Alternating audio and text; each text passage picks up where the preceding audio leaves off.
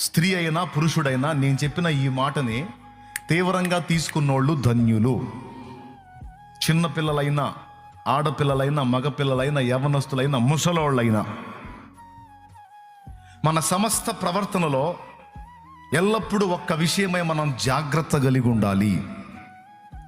ఏమిటి ఆ విషయం అంటే, దేవుని దృష్టి ఎదుట మన నడత, దేవుని కళ్ళ ముందు మన జీవితం జాగ్రత్తగా ఉండేటట్టు చూసుకోవాలి.